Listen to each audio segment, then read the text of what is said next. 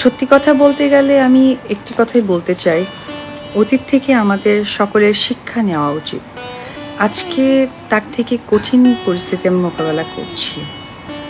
আমি মেইনলি বলতে চাচ্ছি যে আমাদের যেন সবাই পরিবার নিয়ে আমরা সুখে থাকি, সবাই পরিবার নিয়ে যেন আমরা শান্তিতে থাকি, তার জন্য আমাদের 2 বছর আগে শাকিব খান বলেছিল জয়কে নিয়ে আমেরিকা ঘুরে এসেছি, তাই বীরকে নিয়েও একদিন আমেরিকা ঘুরতে যাব।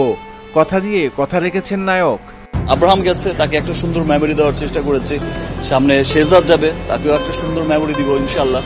সম্প্রতি বুবলি ও বীরকে নিয়ে আমেরিকায় সুখে দিন কাটাচ্ছে শাকিব খান। আর এই মুহূর্তে অপু বিশ্বাস কেমন আছে সেটা না হয় আপনারাই ভেবে নিন।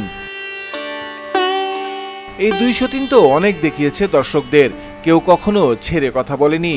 যদি আগে থেকেই মিলেমিশে থাকতো তাহলে আজ আর কষ্ট পেতে হতো না।